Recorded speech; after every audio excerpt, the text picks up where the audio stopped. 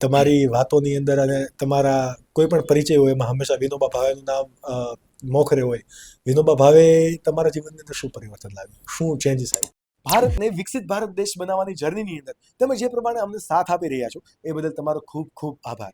અને thank you for choosing this particular topic two watch, because આ particular ટોપિકથી તમે business ક્ષેત્રે, લાઈફ ક્ષેત્રે, પર્સનલ લાઈફ ક્ષેત્રે ક્યાંક ને ક્યાંક ડેવલપ થશો. અને તમે જો આ પર્ટિક્યુલર ક્લિપનો ફૂલ પોડકાસ્ટ જોવા માંગો છો તો તમે અમારી મેઇન યુટ્યુબ ચેનલ આકાશ ઉકાણી ચેનલ પર જઈ શકો છો. ત્યાં સબસ્ક્રાઇબ કરી શકો છો કે જ્યાં એવરી સેટરડે અમે નવા પોડકાસ્ટ અપલોડ કરીએ છીએ. અને આ આકાશ ઉકાણી ક્લિપ ચેનલ પર અમે અમારા ફૂલ પોડકાસ્ટમાંથી મોસ્ટ વેલ્યુએબલ ટોપિકને નાનકડી ક્લિપ સ્વરૂપે તમારા સામે રાખીએ છીએ અને એવરી ડે અપલોડ કરીએ છીએ. Then hit subscribe button to this channel as well. તમે અમારી સાથે ડેઇલી અપડેટ્સ માટે અમને ઇન્સ્ટાગ્રામ ચેનલ પર પણ ફોલો કરી શકો છો જો તમે બધી જ આ પ્રોસેસ કરી દીધી છે. And enjoy the show. મારો જન્મ 1958. હા, વિનોબાના ફોલોઅર્સની સાથે મારે મળવાનું 1982માં થયું. તો હું પેલા ધાર્મિક પરિવારમાં મેં જે આગળ કીધું એમ હતો, એટલે એમાં સ્વાભાવિક છે કે કર્મકાંડ, નામ સ્મરણ, માળા ફેરવવી, મંદિરે જવું, આરતીના દર્શન કરવા, એ સર્વોચ્ચ હું માનતો હતો.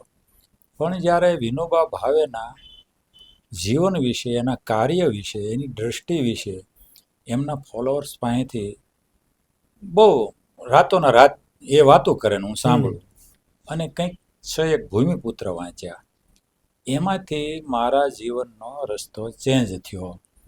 જે વર્તમાનમાં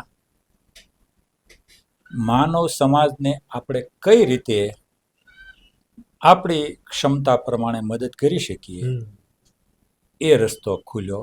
એનો શ્રેય સંપૂર્ણ વિનોબા ભાવે અને સ્વામી વિવેકાનંદને જાય છે. તમે જે વિસ્તારોમાં કામ કર્યું, જ્યાં જ્યાં સરસ્વતી ધામો બનાવ્યા, અત્યારે 238 જેટલા ધામ લોકાર્પણ કરી દીધા છે, રાઈટ? તો આ આદિવાસી વિસ્તારમાં જવાનું કારણ શું? એ જો નિષ્ઠાપૂર્વક કહું તો પહેલેથી એક સ્વભાવ હતો કે જ્યાં જરૂર હોય ત્યાં કામ કરવું.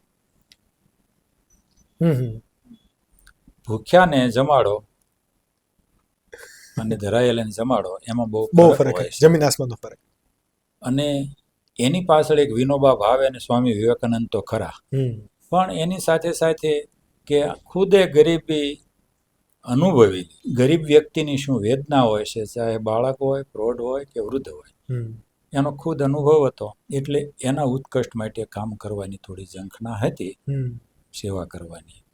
એના માટે આદિવાસી વિસ્તારો પસંદ કર્યા. આદિવાસી વિસ્તારો પસંદ તો તમે કર્યા, બટ હકીકતમાં જ્યારે હું તમારો પરિચય કોઈના મુખેથી કે કોઈ પણ જગ્યાએ સાંભળું ત્યારે હંમેશા મને એક વસ્તુ ઇન્સ્પાયર કરે કે તમારું ભણતર 3 ધોરણ સુધી, 3 ચોપડી સુધી તમે ભણ્યા, અને શિક્ષણ ક્ષેત્રે આટલી મોટી ક્રાંતિ કરવી. અને બહુ બધા એવા લોકોને પણ હું તમારી પેરેલલમાં જોઉં છું કે જેની પાસે ઘણી બધી ડિગ્રીઓ છે, છતાં પણ શિક્ષણ ક્ષેત્રે આટલા સુધારા કરવા માટે, અથવા તો કહેવાય ને કે શિક્ષણનું સાચું જે અર્થ છે, અર્થઘટન છે, એ બાજુના સુધારા નથી થયા. તો 3 ધોરણ ભણેલાથી તમે અત્યાર સુધીની જે જર્ની છે, આમાં કોઈ તમે ચેલેન્જ આવ્યા એવું બન્યું કે ભાઈ હું તો 3 ધોરણ ભણેલો છું ને આટલા બધા એજ્યુકેશન અંદર કામ કરવું તો થશે કે નહીં? એક તો પહેલા એ વાત હતી કે આ કામ આવડું મોટું છે કે આ સારું છે, એ અમને ખબર નહોતી.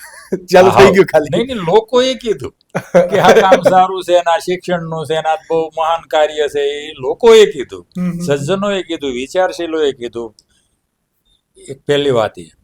બીજી વાત એ છે કે 3 ચોપડી ભણેલા અને આ કામ કરીએ, રિયલી આમ જો તટસ્થતાથી કહું તો અમે મોટું કામ કરીએ છીએ એવું મને કોઈ દિવસ લાગ્યું નથી. આ હાવ આમ સત્ય નજીક રહીને વાત કરું છું. પણ કોઈ ચેલેન્જ આવી હોય એવું મને કંઈ ક્યારે લાગ્યું નથી કે આ કામમાં અમને કોઈ ચેલેન્જ આવી.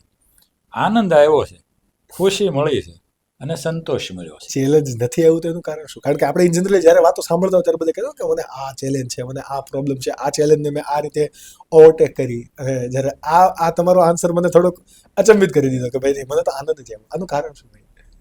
ચેલેન્જ નહીં આવવાના કારણ પૂરા જીવનમાં હું સ્વીકાર ભાવથી જીવું છું એવો મારો દાવો નથી, પણ આ અભિયાનમાં માતુશ્રી કાશીબા હરિભાઈ ગોટી ચેરિટેબલ ટ્રસ્ટ દ્વારા 351 ભવનો જે બની રહ્યા છે, એમાંથી 238 બન્યા, 22ના કામ ચાલુ છે અને બાકી 30 પેપર વર્ક ચાલુ છે. એમાં અમે પ્રધાનપણે સ્વીકાર ભાવ રાખીને ચાલીએ છીએ. જ્યારે સ્વીકાર ભાવ રાખીને ચાલીએ છીએ ને ત્યારે કોઈ પણ સ્થિતિ વિકટ લાગતી નથી. એક્ઝેક્ટલી. એટલે મેઇન આનું કારણ છે સ્વીકાર ભાવ.